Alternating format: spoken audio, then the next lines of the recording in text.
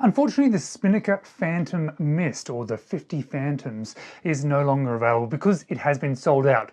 Both the first release and then the follow-up subsequent second release.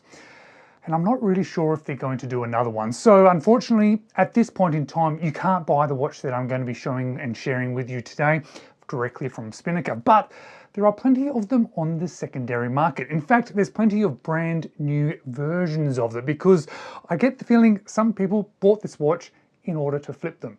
And they are asking a lot of money for them. In fact, they're asking 2 or 3 times the recommended retail price of this watch. So at this inflated price, is this watch worth considering?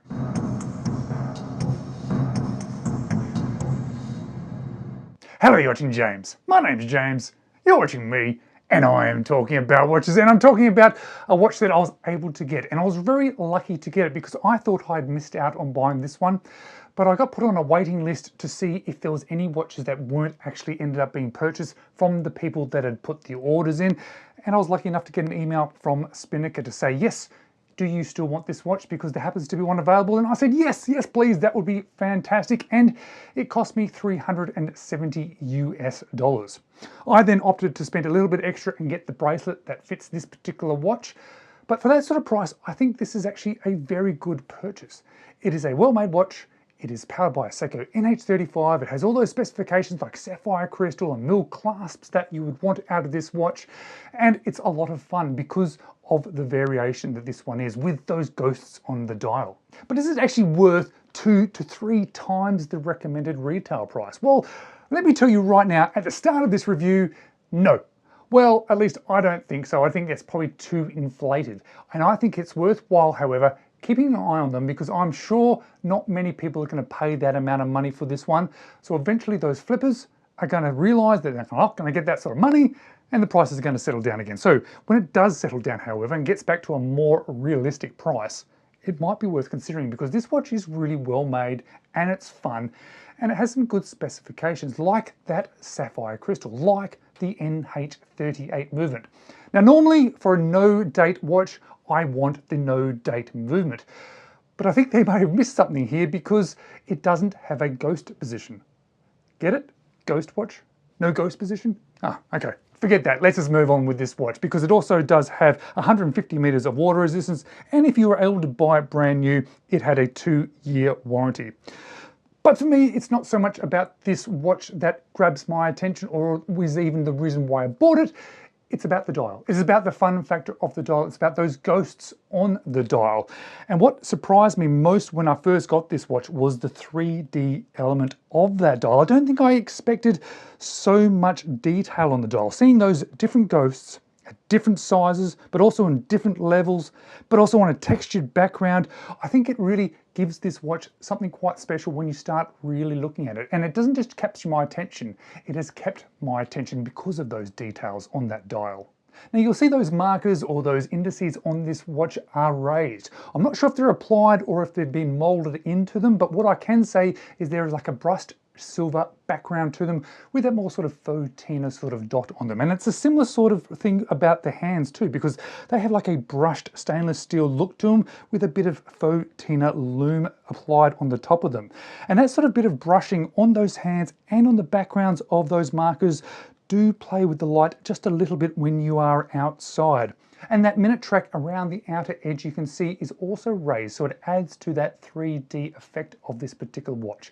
And on that is a printed minute track, all printed on in white. Most things that are on this watch are printed on in white if they've been printed, including that 50 Phantoms, which is a great little thing to have printed there. And what's really funny is above that 6 o'clock it says no feet, as in ghosts have no feet, or no feet of water resistance, even though this one has 150 meters of water resistance.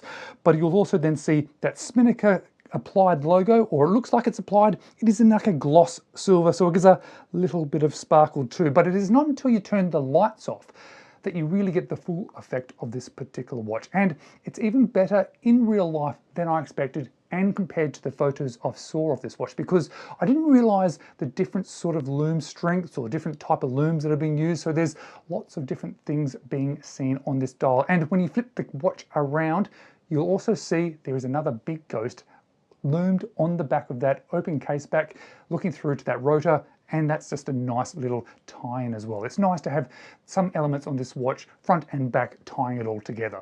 Now, as I mentioned, for me, this watch is all about that dial, but it's also worth noting about some of the other things, including the size of the watch, because this is not a particularly small watch. In fact, I think if I looked at the dimensions on a piece of paper, I would have thought, maybe it's a little bit big for me, but it hasn't actually been too big for me. It is actually quite nicely sized for this particular style of watch, because the case itself is 43.3 millimeters, which does sound big, and the lug to lug is 51 millimeters, which does sound big as well. But the thickness is only 12.5, which for a diver style is pretty good. The lug width is 22, and there is a bit of heft to it, being 168 grams on the bracelet that it has been added to this one. As I keep mentioning, doesn't come specifically with this bracelet. What it does come with is these particular straps here. It comes with this nice blue leather strap and a blue rubber strap, which I think looks really good on this watch, but I particularly like it on the bracelet, so I haven't actually ended up wearing it on those two straps that come with it. Nothing wrong with them, just I prefer the bracelet. But let's look at that bracelet and the case, because albeit that's not the reason I bought this watch, it's still a big part of this watch, so let's check that out in a little bit more detail, because you'll notice that most of this watch is brushed, except for a couple of little elements. There is a little bit of a polished section to the underneath of that bezel, or the side profile of that bezel, and there's a small chamfer on the tops of the lugs that are also polished, which just does break it up just a little bit, gives it a little bit of a bling to it. Not that this watch needs it because of that dial. The rest of the watch is brushed. The brushing's done pretty well. It feels solid. In fact, this watch feels a little bit like a tool watch, probably because it's in that diver style. The bracelet itself, if you chose to get it like I did, is a very solid bracelet. Solid links, solid end links, has a milled clasp, and has split pins to change out those links. I would say that it feels a little bit off the shelf, this particular bracelet, but I don't mean that in a bad way. I just don't feel that it is a super refined bracelet. Better than budget, but not luxury. Probably exactly what it probably deserves to be at the price that they are selling these ones at. Now, if you ask me to describe this watch beyond the dial of course is something special. It is detailed, it is engaging, it is fun, and when you turn the lights off, it's even funner. But if I just feel the watch in my hand, I would describe it as solid and tool-tastic, or toolish. And that's what I feel that this watch is. Now, I know you can buy this watch in all sorts of dial variations. They just use this case to create this sort of special edition. But I think it is actually a really good solid watch which you could wear quite easily, or quite regularly as well. This one having that extra bit of fun with the ghost. But what is it that I like about this watch? What don't I like about it? And what would I change? Because the first thing that I have to say is the details and that 3D effect. I knew that it would have that sort of fun factor, which is also something that I enjoy about it, but I didn't realize the details would be as detailed, if that sort of sounds right. I'm not sure, but I didn't realize it would be quite as 3D or quite as many elements on that dial as there is. I don't think the pictures really show it off as it actually stands, and I hope some of the footage that I've been showing shows it in a little bit more detail. And of course, that lume, it has to be the best lume I've ever had on a watch. Not because it lasts throughout the night, not because it is particularly usable, but because it is so much fun. But that details, that is 3D effect, and even that lume do create a problem. It creates a legibility problem. This is not a watch that I think you want to buy for an obvious legible watch. There's just so much going on that dial that it kind of gets in the way. But I think you'd know that buying this one. So that's not really a dislike, but it's definitely something that's worth mentioning. And let's look at that crown. It is a sort of a semi-signed crown, or there is a logo on that crown. It is actually quite a nice looking crown. I quite like that design. However, I'm just not sure if it suits this watch. I'm not sure if perhaps a bit more of a standard crown might suit the watch, or perhaps it just needs this little bit of extra fun on the side. I'm not quite sure. So I'm a little bit unconvinced about that crown usage. So what would I change? Well, there's probably not that much, because this is not a watch that I've bought specifically to be super legible. It's not a watch that I've been buying to wear every single day. It's sort of a watch that I sort of bought to have a bit of fun with. And that's kind of how I've ended up feeling, slightly confused. I'm not sure when to wear this watch, because if I want to wear a fun watch, when I put this one on, it feels very much like an everyday tool dive watch. which doesn't seem to sort of suit that fun dial. However, wearing it every day is very easy because it is that very toolish type feel, but then it's not particularly legible.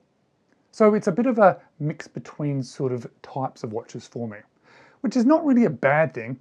It's just something that I think is worth pointing out, and it's something that I have felt whilst wearing this one. I seem to be a slightly bit confused because I'm wearing it and it feels like a good solid everyday watch. I go to look at the time and I go, oh, that's right, this is a fun watch to look at. Other fun watches in my collection, I guess, have had similar sort of feels to them perhaps, so it's not really a complaint.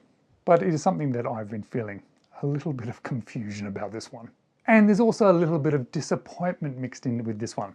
Not because of the watch, but because of the prices that people are asking for this watch at the moment. This is a watch that I would love to recommend to you. To say that it's fun, it's detailed, it's great to see it after the lights go out, and it's a really solid watch that I think would last for a significant amount of time. But because of the prices that people are asking, it has sort of outpriced what this watch is worth. So at the inflated prices, I would say to you, don't bother. It's a great fun watch, but it's not worth that amount of money. But if you do happen to find one at closer to the retail price or even just under the retail price, eventually in the future when you would hope that this price would sort of then deflate, then absolutely, go ahead, get one, have a bit of fun, and have a nice solid watch on your wrist. Thank you so much for watching, guys. I really do appreciate it. Maybe watch one of these two videos next.